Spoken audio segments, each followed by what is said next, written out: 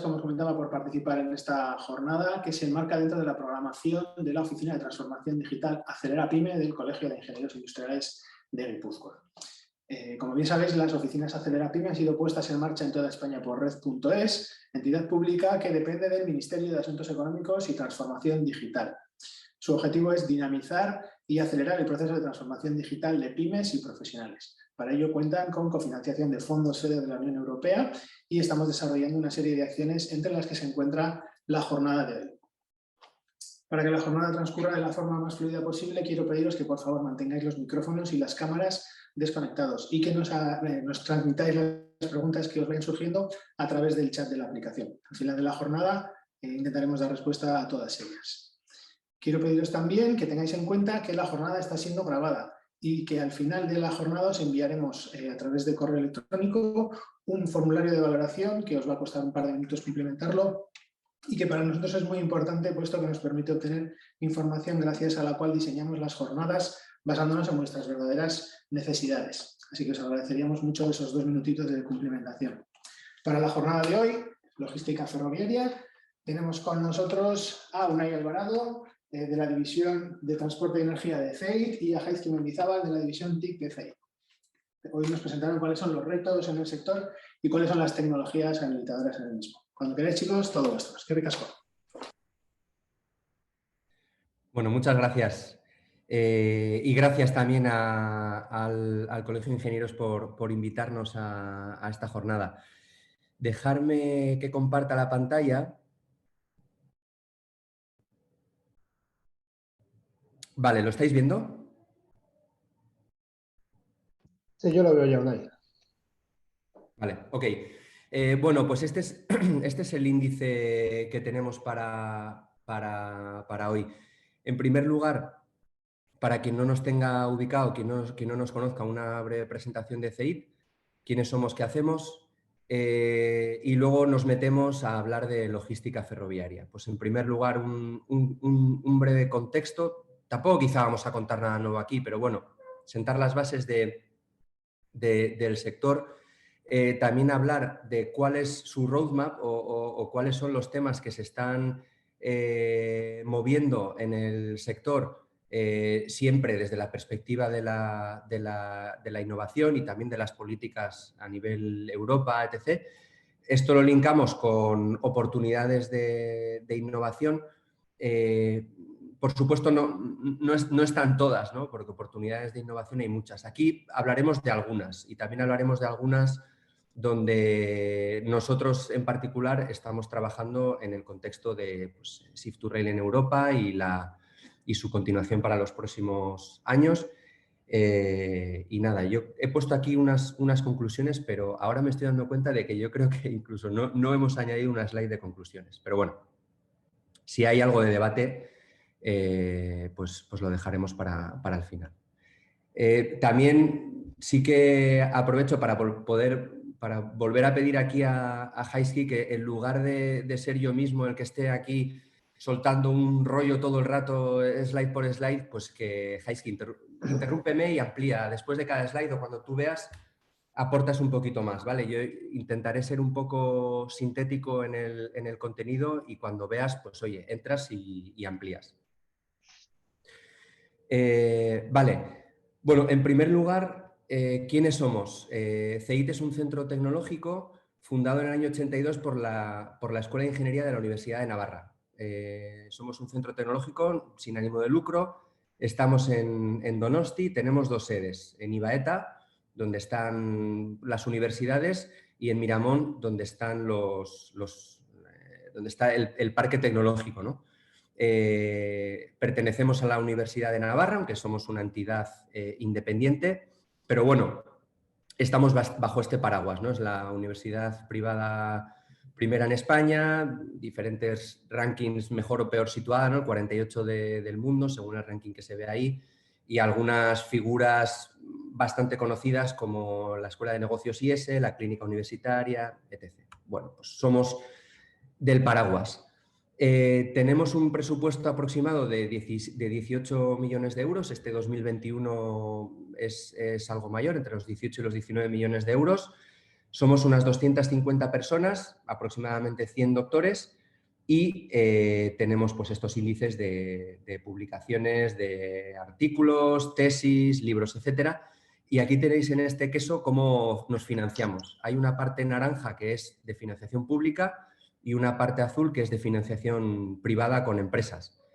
De la financiación pública hay parte que nos la da el gobierno vasco y hay otra parte por la que tenemos que competir, ¿no? Pero en cualquier caso utilizamos esta financiación para generar tecnología propia y luego aplicamos esta tecnología a contratos con empresas en la parte azul. Una parte importante es que, como decía antes, somos un centro sin ánimo de lucro, pero cuando vemos que existen oportunidades de explotación de tecnologías, lo que hacemos es, o bien se las licenciamos a las empresas, o bien, si vemos oportunidad, creamos nuestras propias compañías. Y aquí veis cómo desde el año 96, donde formamos o fundamos ATM, pues este es el roadmap que hemos seguido en la fundación de startups, la última este año 2021 y en el 2020, también en el ámbito ferroviario, pues Mainrail, que se dedica al mantenimiento de infraestructura ferroviaria. Nos organizamos en diferentes divisiones y grupos. No merece la pena entrar a discutir qué hace cada uno de estos grupos, ¿no? Pero sí que quería destacar que nos organizamos en 3 divisiones que son bastante sectoriales y una que es transversal. Yo soy de la división Transporte y Energía, Jaisti es de la división ICT, y en el ámbito ferroviario, pues como veis en los iconitos por ahí, pues muchos de los grupos de CEIP tienen actividad en el sector ferrocarril. Esto es un punto fuerte del centro porque esto nos permite abordar proyectos con un fuerte carácter multidisciplinar. En cuanto a la historia de qué es lo que hemos hecho en el ámbito ferroviario, empezamos en los 80s a analizar el comportamiento dinámico de vehículos y también empezamos a trabajar en materiales, en aceros principalmente de la mano del fabricante CAF, que pues por proximidad lógica, ¿no?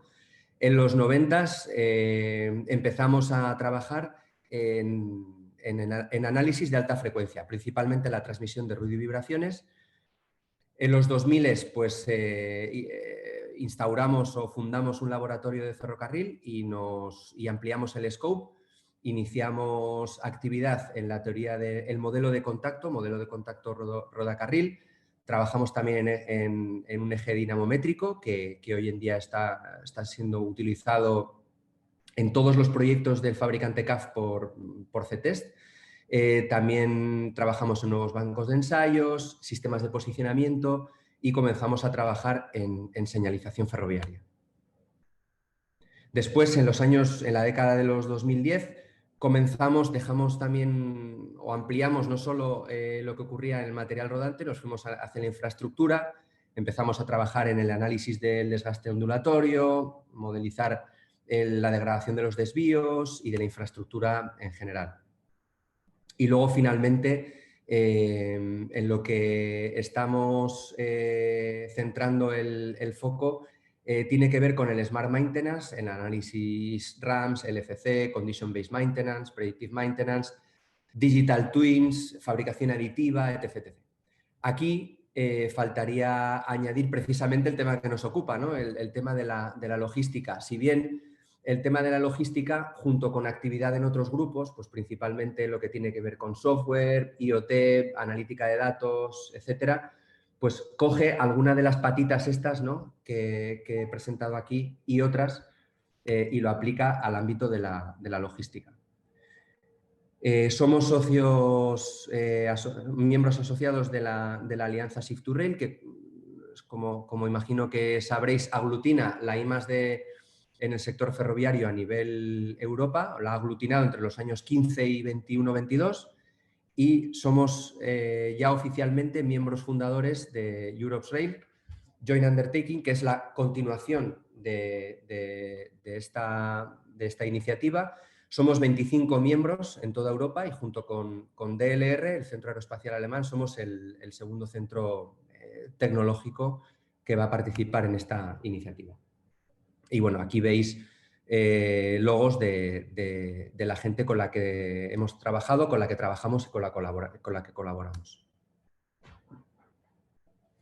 Bien, si nos metemos en harina, tenemos aquí algunas ideas. También aprovecho para hacer un spoiler. Muchas de estas figuras no son propias, sino que son directamente print screens de una iniciativa que seguro que conocéis, que es de railfreightforward.eu, que lo que pretende, así titular alto nivel, es incrementar dentro del share modal de la logística, pues lo que se pretende es que el ferrocarril para el año 2030 suponga al menos un 30% del share logístico, ¿no?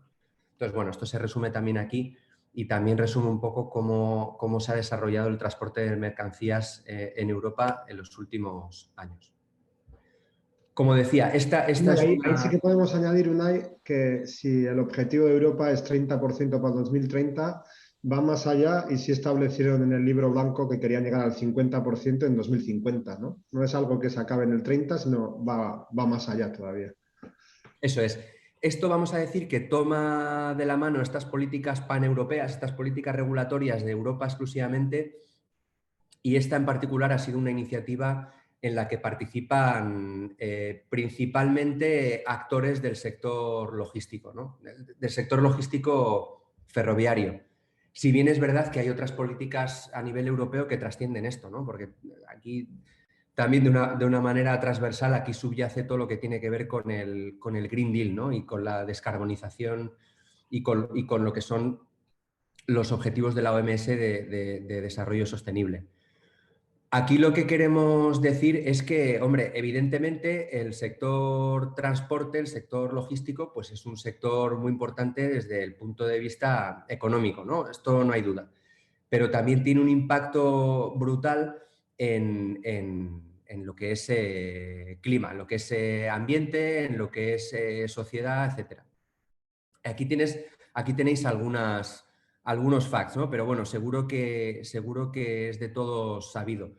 Más o menos presenta unas figuras que son llamativas, ¿no? Como que la carretera supone el 75% del share, ¿no? de la logística, 4,2 millones de camiones. El 7% es para los barcos y el 18% para el ferrocarril.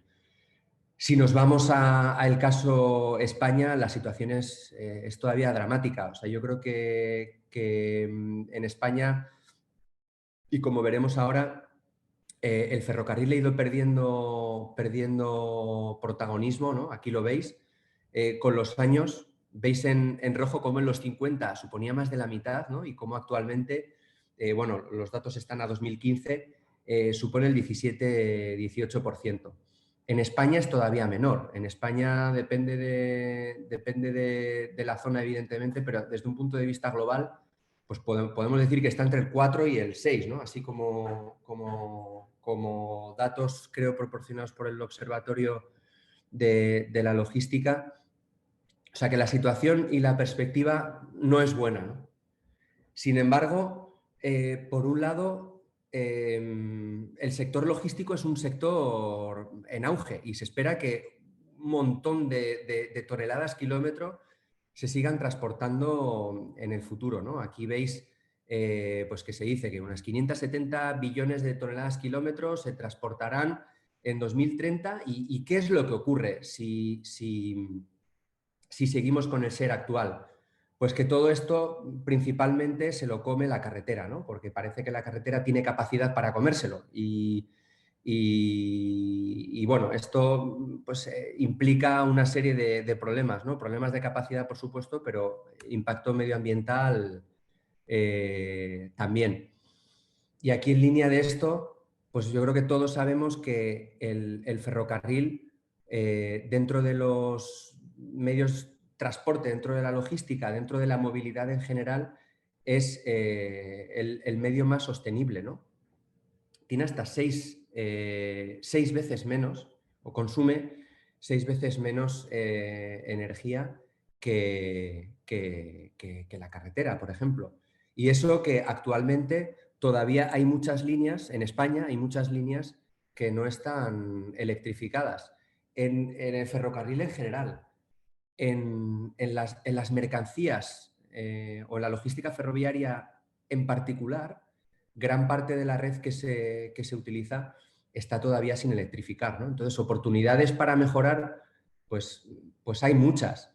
Pero bueno, luego ya entraremos en cuáles son estas oportunidades para mejorar desde el punto de vista de la innovación. Pero bueno, algunas de ellas en titulares pues pueden venir de la mano de la reducción del consumo. Esto es algo en lo que están trabajando los fabricantes y que encima hoy especialmente cobra un sentido especial por los precios de la luz, ¿no? Por cómo ha subido el precio del mercado. También tiene que ver con la modernización de la flota y con la electrificación de la infraestructura. Y luego nos podemos meter en otras cuestiones, ¿no? Como la del entrenamiento de los maquinistas para una conducción más eficiente, ayudarlos incluso desde el punto de vista tecnológico con sistemas de asistencia a la conducción, tratar de obtener energía que de otra manera se desperdicia, como por ejemplo el freno regenerativo, o incluso mejorar la gestión del propio tráfico, ¿no? En este sentido,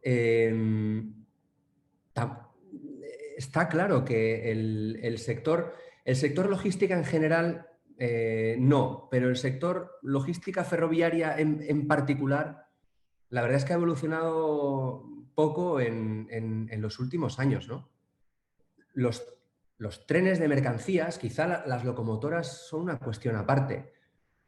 También arrastrada por la innovación que desarrollan los fabricantes de material rodante en general, las arrastran quizá las locomotoras, pero si nos fijamos en los vagones, aquí estas cuatro fotos, si yo os digo que son vagones que tienen 1 año o que tienen 40 años, pues no sé, ¿no? No les veríamos mucha diferencia. Parece que no han cambiado mucho, ¿no? Que al final, Unai, lo que yo entiendo que pasa es que por una parte el tiempo de vida del material rodante se define para 20, 30 años y en transporte de mercancías aguantan todavía mucho más y por otra parte, como vas a contar ahora, no se ha innovado, ¿no? O sea, los mismos conceptos que se tenían hace 50 años se están aplicando en los vagones que se están fabricando hoy en día. Eso es. Y luego, por otro lado, hay otros riesgos, ¿no?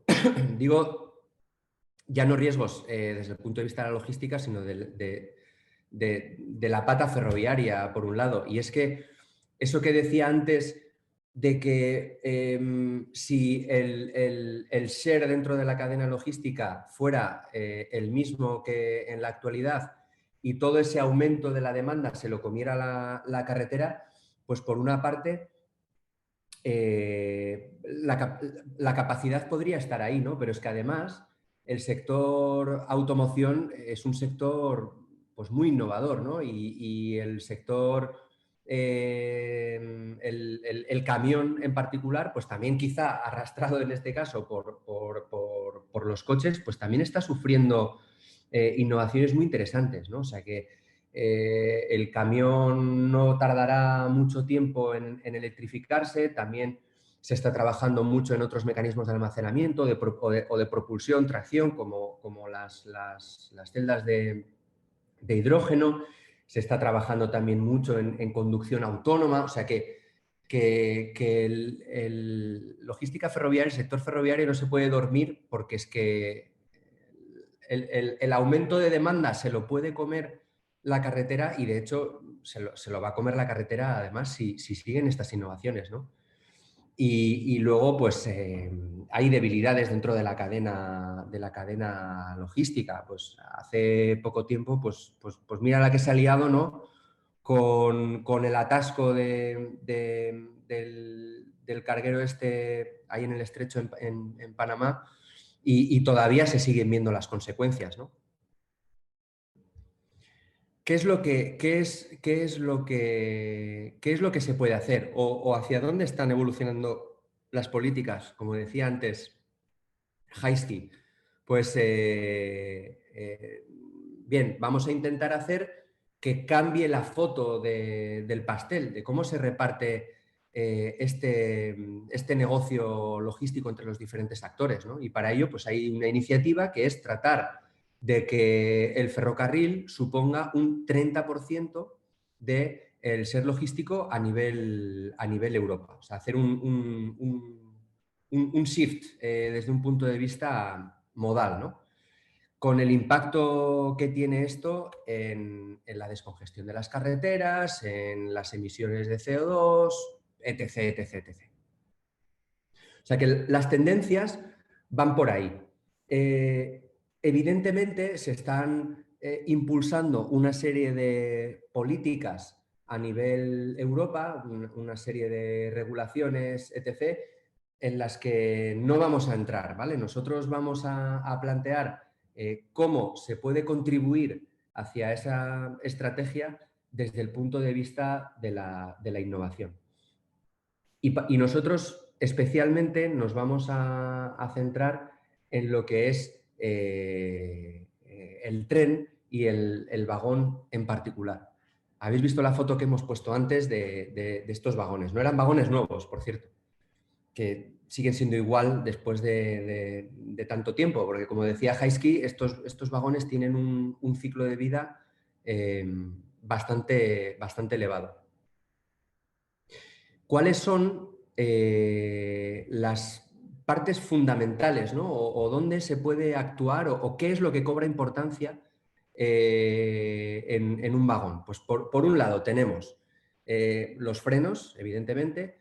Por otro lado tenemos los bogies o la parte que contacta con la infraestructura, que en este caso pues los bogies no son tan sofisticados como los bogies de transporte de pasajeros, porque principalmente, uno, deben soportar una mayor carga por eje, pero no tenemos inconvenientes en cuanto al confort, ¿no? Aquí no hay que tener en cuenta el confort de los pasajeros, entonces pues las suspensiones de estos bogies pues, son mucho más rígidas, pues son unos hierros, ¿no? Son menos sofisticados, pero claro, esto tiene una contrapartida y es que transmiten más ruido hacia el exterior, transmiten más vibraciones hacia el exterior, eso puede ser molesto pues, para los vecinos, para las infraestructuras anexas y además tienen un mayor impacto en el estado de la infraestructura. Cuanto más trenes de mercancías pasan por una misma infraestructura y estos trenes tienen una gran carga por eje, pueden degradar el estado de los carriles, la geometría de la propia vía, etc. La estructura de los propios vagones y luego el mecanismo de unión entre un vagón y otro, ¿no? Los capres y los buffers. Entonces, pues bueno, cada una de estas patas pues tiene una serie de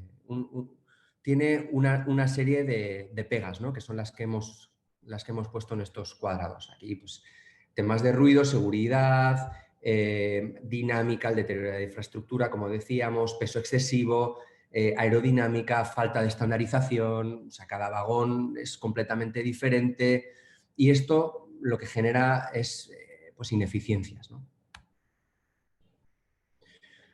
Por otra parte, la visión tradicional es que los vagones de mercancías tienen que ser muy baratos porque el kilometraje es bajo, ¿no? Y aquí tenéis un split entre los distintos costes de inversión por un lado y los costes de operación, ¿no? Y dices, bueno, pues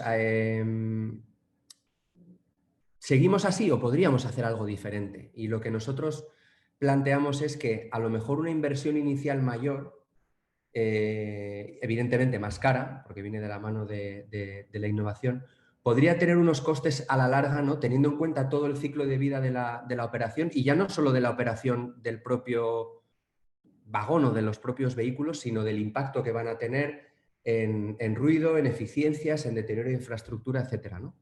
Quizá el coste en todo el ciclo de vida sea menor, ¿no? O sea, unos costes iniciales mayores pueden llevar a unos costes totales en todo el ciclo de vida menores. Pero claro, aquí hay que poner de acuerdo a muchísima gente. Estos más o menos son los stakeholders, ¿no? La gente que tiene algo que decir en el sector. Pues por un lado, evidentemente tenemos a los clientes, la gente que necesita mover mercancías del punto A al punto B, pero luego tenemos a muchos otros actores. Tenemos los dueños de los vagones, tenemos los que operan esos vagones, tenemos los que mueven las mercancías, tenemos los gestores de las infraestructuras, tenemos los que fabrican esos vagones, los que fabrican las locomotoras, las tracciones, tenemos a las autoridades públicas, tenemos a los regulatory bodies, ¿no? Tenemos a los agentes reguladores, a nivel Europa, etc.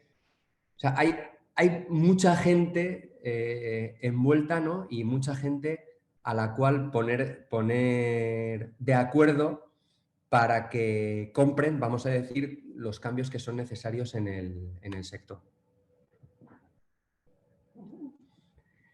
Las oportunidades de innovación, esta es otra slide de esta iniciativa de railfreightforward.eu, de este 30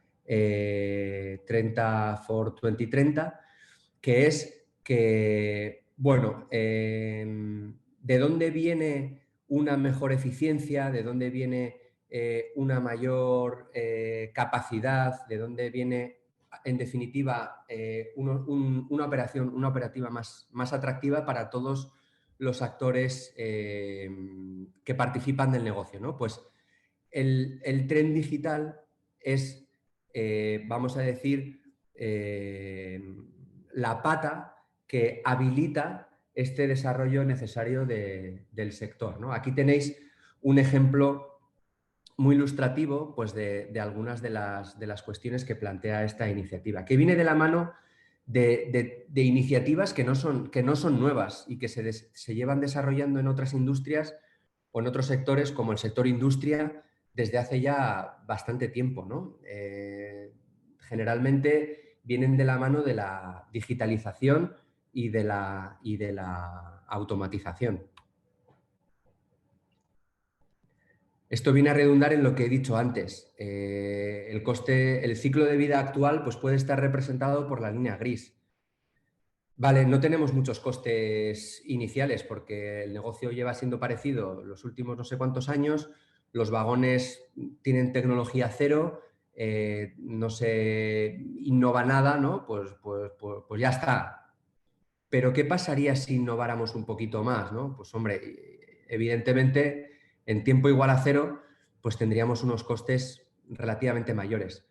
Pero llegaría a un punto, ¿no?, en el que estas dos líneas, la línea tradicional gris y la línea innovadora, vamos a decir azul, en la que estas dos líneas se cruzarían. Ahí tendríamos un break-even, vamos a decir, ¿no? Y luego, a partir de ese momento, pues estaríamos siendo más eficientes, ¿no? Y aquí volvemos a redundar un poco en lo mismo. ¿Cuáles son las patas en las que más se impacta desde el punto de vista de la innovación? Y todas estas son todas en las que se está interviniendo desde un punto de vista de políticas regulatorias a nivel Europa.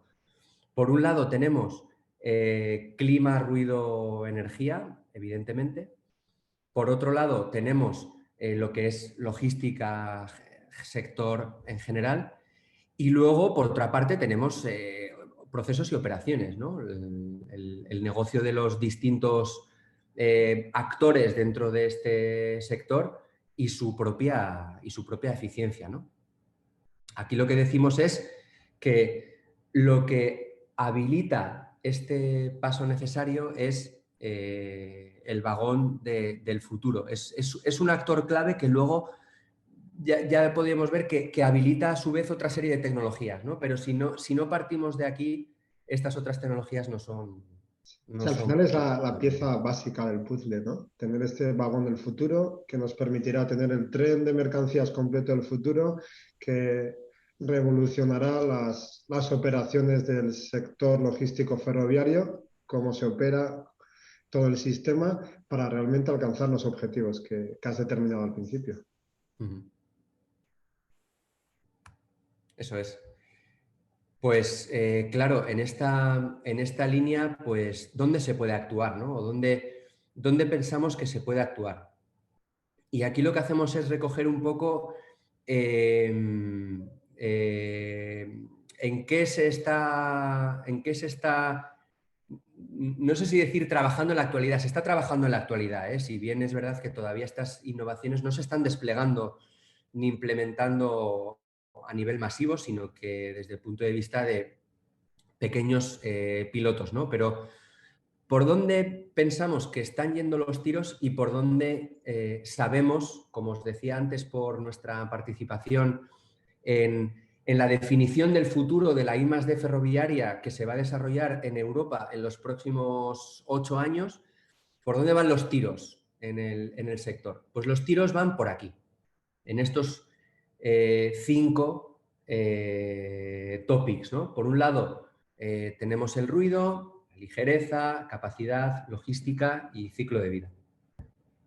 Si vamos al primero, el ruido, pues claro, ¿qué es lo deseable? Pues evidentemente lo deseable es emitir el menor ruido posible, ¿no? Y para emitir el menor ruido posible, pues se puede actuar en la rodadura, hacer rodaduras más eficientes, en el frenado, evidentemente, y en la dinámica de los vehículos, porque la dinámica de los vehículos es algo que, como os decía antes, está bastante descuidada en el ámbito de las mercancías.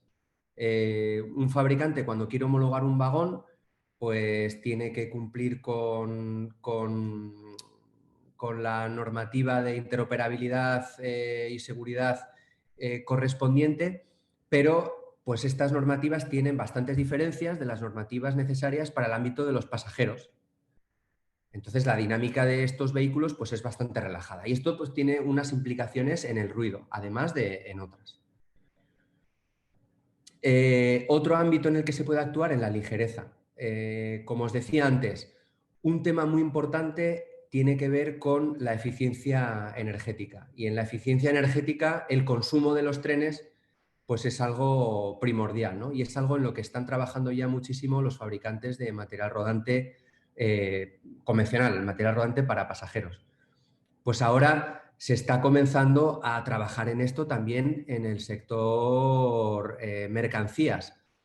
No solo desde el punto de vista de la eficiencia energética, por ejemplo, distintas estrategias a la hora de establecer los perfiles de velocidad, las estrategias de conducción, etc., sino en la propia aerodinámica y ligereza de los vagones. Y también en la relación carga versus tara, ¿no? Que no ha venido cambiando prácticamente en los últimos, pues no sé cuántos años. Otro aspecto en el que hay bastante margen de mejora es en la capacidad. Y más con la liberalización del sector, ¿no? Con la liberalización del sector y con iniciativas a nivel paneuropeo en la constitución de estos corredores, ¿no? a nivel Europa. Y en otros países también, pero nos estamos centrando más en lo que ocurre en Europa. ¿En qué se puede mejorar y en qué se está trabajando actualmente? Pues en optimizar las operaciones de carga y descarga, tanto en terminales secas como en terminales ferroportuarias, por ejemplo. Aquí hay mucho margen de mejora en cuanto a la automatización, por ejemplo, pero claro, hay muchas pegas aquí, ¿no? En las pegas en cuanto a la intermodalidad, por un lado, en la conexión con el mar o en la conexión con la carretera y con la propia estandarización de los vagones para poder realizar una automatización de forma eficiente. El shunting y el coupling también. Esto vemos que un vagón puede estar en una playa de vías perdido durante no sé cuánto tiempo y, hombre, no voy a decir que nadie se dé cuenta, pero bueno, todos sabemos que las operaciones de conformado de un tren pues son bastante mejorables, ¿no? Desde la desde la propia composición de los distintos vagones que hay por ahí hasta que compones el tren, y luego desde que se cumplen todos los procesos para que el tren pueda arrancar, ¿no? Por ejemplo, el brake test, el evaluar la composición del tren y el trazar toda esa composición, etc. Mayor kilometraje y también pues poder realizar mantenimiento, por ejemplo, basado en la condición, y para no tener tiempos de caída, tiempos en los que o bien la locomotora o el vagón tiene que estar en el taller, pues porque ha surgido algo de forma inesperada.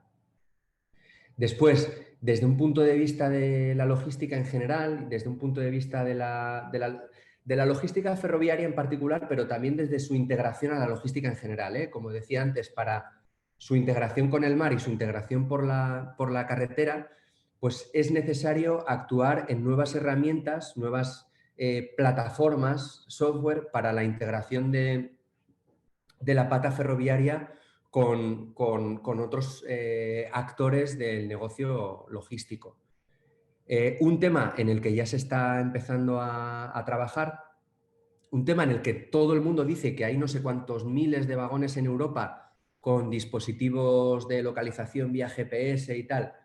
Bueno, esto es relativamente cierto o no, depende de a quién le preguntes, pero la localización del vagón puede ser muy interesante desde el punto de vista operativo, por un lado, y desde el punto de vista, evidentemente, de localización de la carga, por otro. La composición del convoy, en lugar de estar pasando y de estar apuntando cuál es esa composición del convoy, joder, pues ¿por qué no hacer una composición de forma automática, ¿no? Y trazarlo de forma automáticamente? La monitorización y trazabilidad de la carga, como he dicho antes, y luego también, gracias a esa integración con otros actores de toda la cadena logística, pues una planificación y una gestión de la cadena logística de una forma más eficiente. Y finalmente, desde el punto de vista del ciclo de vida, pues ¿en qué se está trabajando? En inversiones desde el punto de vista de la innovación, evidentemente, en la eficiencia energética y en el condition-based maintenance, que son principalmente los dos de los costes mayores, ¿no? El coste energía y el coste operación, coste mantenimiento. Con esto ya vamos acabando.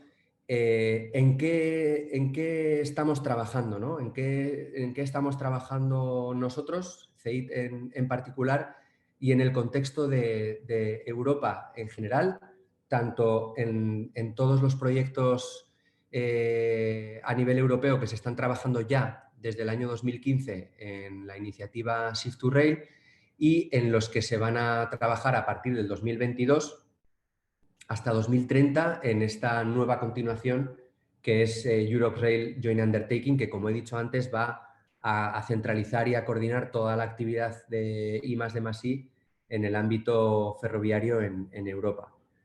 Pues nosotros estamos trabajando en 4 ejes, fundamentalmente. Por un lado, Condition-Based Maintenance, como decía, pues para reducir los costes de mantenimiento, aproximaciones más inteligentes hacia esa gestión del mantenimiento, utilizando dispositivos IoT que capturen el estado de los distintos activos y que nos den información de cómo están para poder actuar antes de que se produzcan los fallos, ¿no? Es algo necesario que habilita el mantenimiento predictivo, y gracias a esto, pues bueno, podemos mejorar la disponibilidad de los trenes y, evidentemente, mejorar la capacidad del servicio. La eficiencia energética... Además de un ahorro de costes para el operador mismo, ¿no? Eso es. Sí, para el operador, por supuesto, porque va a hacer un uso más eficiente de sus recursos, va a gastarse menos en el mantenimiento de sus vagones a lo largo del ciclo de vida, pero también es verdad que va a contribuir a una menor degradación de la infraestructura, ¿no?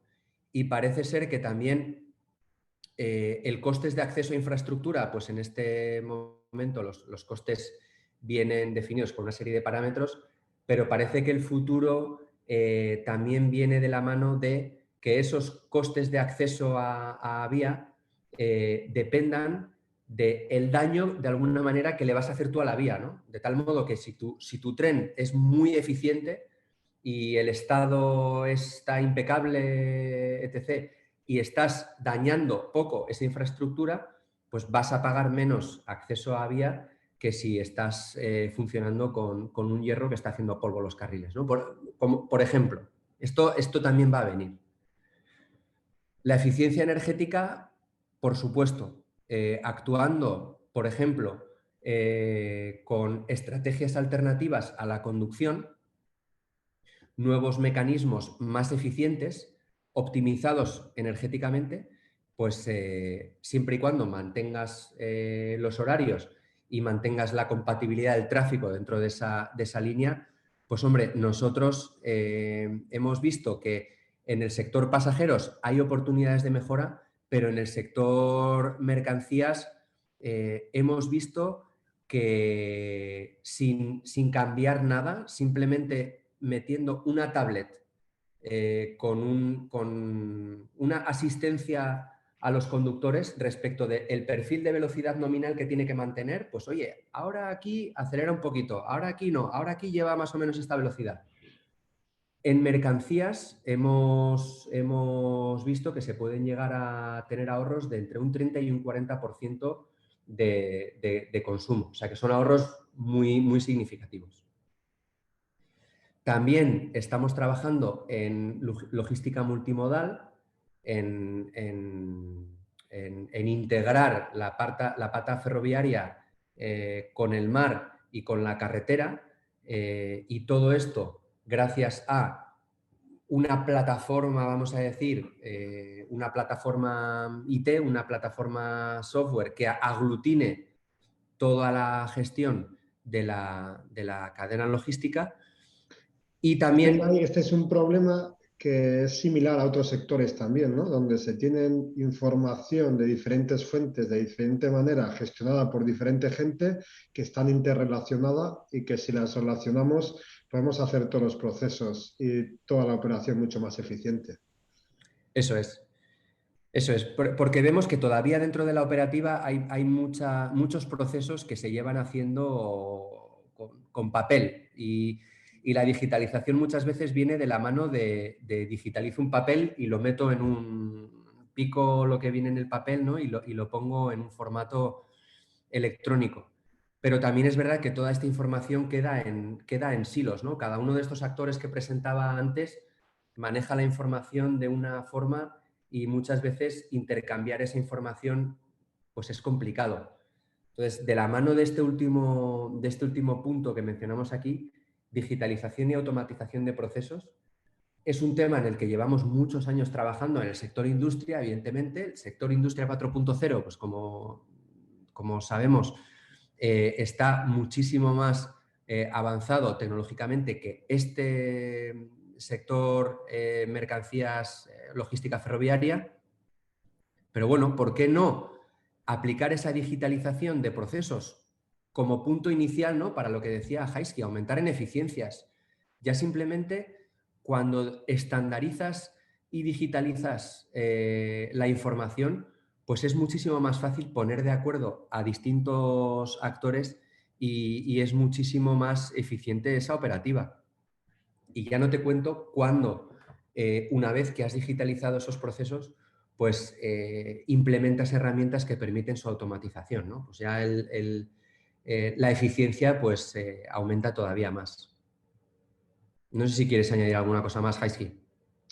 No, estoy de acuerdo con ello, Unai, y esa eficiencia, de nuevo, por insistir, es beneficiosa para el propio operador o para el propio proveedor, porque va a tener menos gastos y al final esto implica también en el usuario final, no solo desde el punto de vista económico, sino también de tener un mejor servicio, un mejor servicio con respecto, por ejemplo, a un menor tiempo de transporte o cualquier otra variable que pueda estar interesado. Eso es.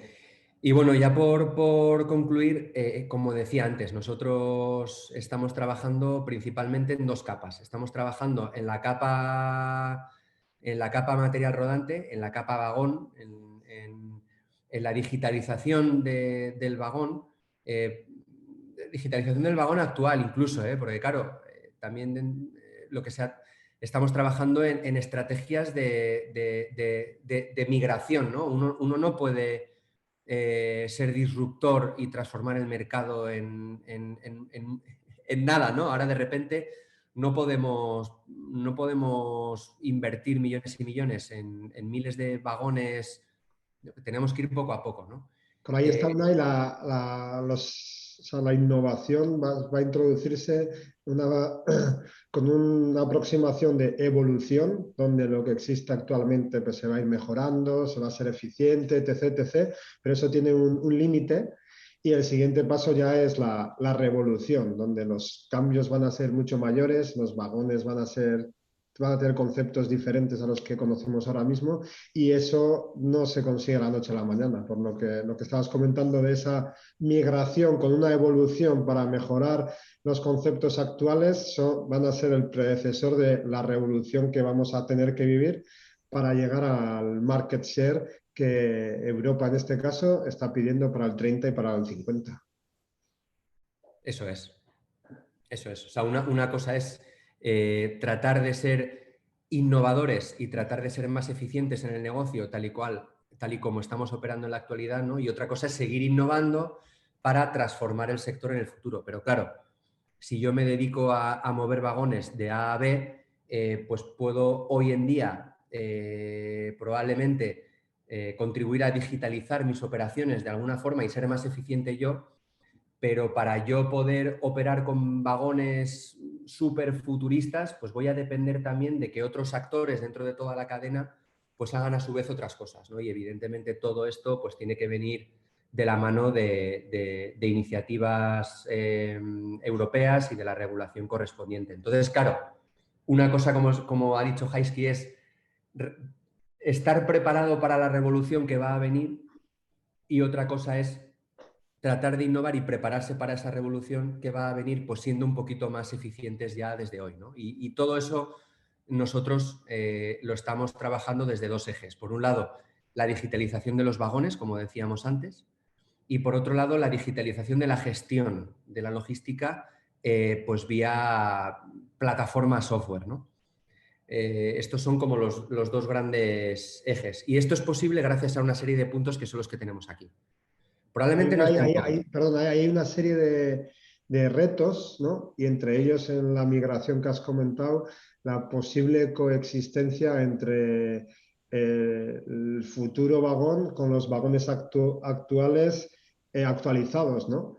Y se ve que muchas veces no es compatible. Vamos, que si tengo el vagón del futuro que se está concibiendo, es suficiente que en un convoy, no sé, de 40 haya uno que no haya sido actualizado para que el concepto no me sirva. Y esto podemos poner como ejemplo el tema de los teléfonos móviles, ¿no? Yo creo que uno de los éxitos del teléfono móvil es que pudo integrarse con los teléfonos fijos, de manera que el que tenía teléfono fijo pues podía seguir utilizándolo y el que tenía el móvil se integró sobre ello.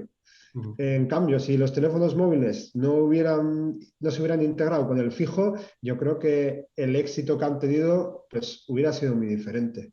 Y aquí estamos planteándonos el mismo problema, donde es mucho más complicada esa integración. Sí, y hay muchas maneras de aproximarla, ¿no? Y muchas tecnologías, y esto así a priori puede parecer ya revolucionario en sí mismo, ¿no? Uno puede decir, joder, oye, pues yo es que no sé, estoy viendo aquí un montón de cosas, pero para mi negocio pues no lo veo tan necesario, ¿no? Yo, por ejemplo, a mí una cosa tan tonta como que en lugar de tener a una persona que tenga que ir vagón a vagón apuntando una serie de cosas que aparecen en la placa de los vagones para yo tener la trazabilidad de esa composición del convoy, pues, hombre, digitalizar ese proceso pues sí que me resultaría útil, ¿no? O sea, es una actuación como muy sencilla que tampoco requiere revolucionar por completo toda la operativa, ¿no? Aquí, pues como decíamos, ¿qué intervienen? Pues intervienen embarcar sensores, por ejemplo, de bajo coste, o poner sensores en otro sitio, como por ejemplo una cámara que al paso de un tren vaya leyendo estas placas o estas matrículas, entre comillas, ¿no? Y que eso permita tener una idea de cuál es la composición de ese convoy. Posicionar los vagones para una mejor gestión de los vagones y evidentemente para saber en todo momento dónde está tu carga y tener una mejor trazabilidad, integrarla además cuando viene o cuando va por el mar y también por la carretera, contribuir a sistemas de electrificación o incluso a la conducción eficiente cuando esto no es posible. Oye, yo es que estoy operando con una máquina diésel entre el punto A y el punto B. Joder, pues a lo mejor cambiando tu estrategia de conducción y respetando los tiempos de viaje, resulta que te puedes ahorrar muchísima pasta en consumo energético, ¿no? El consumo de diésel, no solamente en el consumo de todos los megavatios año que vayas a consumir. También lo que hemos dicho antes, condition-based maintenance, analítica de datos para saber, para tener más información de cómo estás haciendo las cosas y darte cuenta de dónde o por dónde puedes mejorar. Un software que te ayude en la toma de decisiones, la integración de este software y de todos estos procesos en la cadena logística, un mejor análisis del ciclo de vida, etc, etc, etc. Y yo creo que con efectivamente, esta es la última slide que teníamos preparada. Si aún nos queda un poquito de tiempo para responder cualquier pregunta que tengamos. Sí, de momento estaba mirando el chat, nadie se lanza a hacer preguntas. Yo os iba a plantear una mía y estabais hablando de objetivos a cumplir en 2030, 2050. ¿Cómo lo veis para que se cumplan estos objetivos? Porque estamos ya en 2022. Yo creo que el interés que ha puesto Europa y las inversiones que está poniendo para dar la importancia que quiere al transporte de mercancías vía tren, vía ferrocarril, yo creo que va a ser posible llegar a esos objetivos. O por lo menos se está trabajando en ello y se han puesto los recursos necesarios para ello. Sí, pues si por parte de la administración están haciendo esfuerzos, pues es importante. Y luego, las empresas, vosotros sois al final un centro tecnológico, ¿las empresas cómo están respondiendo a este tipo de ayuda, bueno, o de apoyo por parte de la administración? Mira, tradicionalmente no ha sido un sector al que se le haya prestado excesiva atención. Pero sí que yo diría que sí es un mercado nicho donde sí que hay empresas, tanto nuevas como empresas que se han dedicado mucho a pasajeros. Hay algunas que sí están migrando a dar servicios al transporte de mercancías. Entonces, todo esto también viene articulado por el usuario final, ¿no? Por el cliente final. Y el cliente final, al final, depende muchas veces de la administración. No siempre, ¿eh? Porque hay también, ya hay muchos operadores privados, pero que van a ir por las líneas de ferrocarril que eran públicas en su momento, ¿no? Entonces, un poco yo creo que va a vivir con respecto al usuario final el proceso de la liberalización que hemos visto pues, en España con los trenes de alta velocidad. Entonces, yo creo que, bueno, se va a formar un nuevo ecosistema. Los que están van a tener que transformarse y evolucionar y podrá haber actores nuevos también. No sé si puedes añadir algo a este punto. No, poca cosa. Yo la verdad es que me estaba fijando en una pregunta que veo que tenemos en el chat, Sí. Que puede estar también un poco ligada con lo que estabas comentando. Sí, eso se va a comentar, que tenemos una pregunta. Íñigo nos plantea, buenas a todos, me gustaría plantear la siguiente cuestión. ¿De qué manera puede afectar o coexistir el nuevo tren inteligente en el transporte de pasajeros que evidentemente lleva mucha ventaja con el tren de mercancías para poder impulsar el sector logístico y conseguir los objetivos de market share de 2030 a 2050? Sí. Hombre, yo aquí diría que estoy totalmente de acuerdo con Íñigo. El sector pasajeros lleva mucha ventaja y tradicionalmente se ha dedicado muchísima más innovación a este sector, ¿no? Y todavía hay mucha innovación en marcha. Respecto a cómo puede afectar el nuevo tren inteligente con esta coexistencia con el tren de pasajeros, ¿no? Yo creo que puede afectar muy positivamente. De hecho, hoy coexisten, pero el punto fuerte es que en el futuro van a coexistir de una forma muchísimo más eficiente. Esto lo ligo a justo lo que estaba diciendo Jaisky antes. Tú cuando tienes una línea que va del punto A al punto B y estamos viendo lo que ha ocurrido ahora gracias a la liberalización, pues muchísimos más actores entran a formar parte del negocio, ¿no? Y claro, de lo que se trata muchas veces para una mejor eficiencia y para contribuir a este market share es aumentar la capacidad, ¿no? de la logística. Y esto, pues, lo que hace un tren inteligente precisamente es favorecer esto, ¿no? La conexión con el TMS es algo en lo que se está trabajando, con el Traffic Management System, por supuesto temas de conducción autónoma, el tema de que un tren de mercancías a su vez no solo pueda comunicarse con este Traffic Management System, sino que un tren con otro también a su vez puedan comunicarse y puedan ser conscientes el uno del otro. El mantenimiento, por ejemplo, el hecho de que el tren sea consciente de su propio estado, ¿no? Y el mantenimiento sea más eficiente, pues puede contribuir indudablemente a una mejora de la seguridad por un lado y a una mejora de la disponibilidad por otro. Y todo ello contribuye a una mejora de la capacidad. Entonces, en este sentido, el tren inteligente contribuye de esta manera a este share, ¿no? Pero es verdad que no es lo único que tiene que contribuir.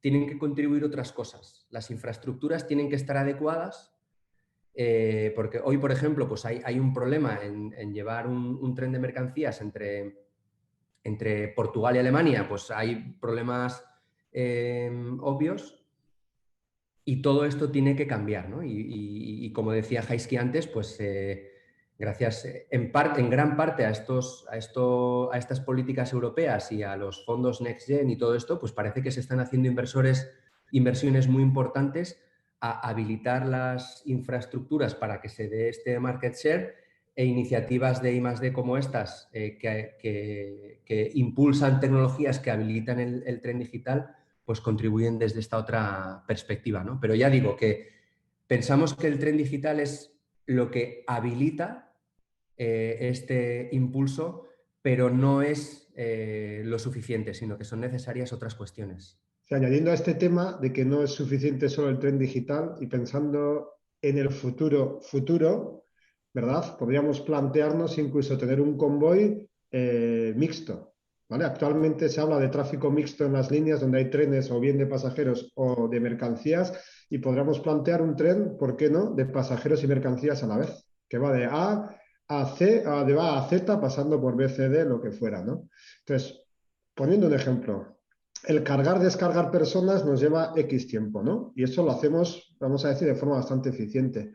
Si eso lo integramos el mismo tren con carga y descarga de mercancías, a día de hoy con los sistemas que tenemos es inviable, por el tiempo que nos hace falta en esa carga-descarga, que no es igualable a la carga-descarga de pasajeros. Si fuéramos capaces, para el caso concreto de esa carga-descarga, de alcanzar esos tiempos, ¿por qué no tener un tren que pueda coexistir los pasajeros con la carga? Hay muchas más implicaciones, pero sí simplemente un pequeño ejemplo de que podría ser posible si hacemos cosas, ¿no?, con lo que hay actualmente. Muy interesante. Entonces, por lo que comentáis, pues en vista de que también la Unión Europea está muy por la labor, pues parece que efectivamente es un momento idóneo para ponerse manos a la obra, ¿no? E intentar aprovechar la coyuntura. Sí, yo diría que la Unión Europea está invirtiendo más o menos desde tres ejes. La Unión Europea y luego, en este caso, gobierno vasco o gobierno estatal, desde 3 ejes, ¿no? Pero en Europa se invierte a nivel regulatorio, ¿no? Haciendo las políticas reguladoras y ayudando a los países a mejorar sus infraestructuras, etc. Por otra parte, Europa está ayudando a impulsar iniciativas de innovación que también van a contribuir. Y luego Europa, y como decía, España, Euskadi, está contribuyendo a financiar a empresas también en particular pues yo qué sé, que de la mano de la innovación puedan hacer que sus operaciones sean más eficientes, ¿no? Perfecto, pues nada, si estamos un poquito fuera de tiempo, pero muy bien en cuanto a tanto a la gestión de las preguntas como de la jornada en sí. Si surge alguna pregunta más, pues podéis o bien trasladárnosla a nosotros a través del email de la oficina o bien directamente a Jaizki y a Unai, si nos ponemos nosotros en contacto con ellos. Unai, Jaizki, eskerrik asko, muchas gracias por vuestro tiempo, por vuestra dedicación. Muchísimas gracias a quienes habéis asistido.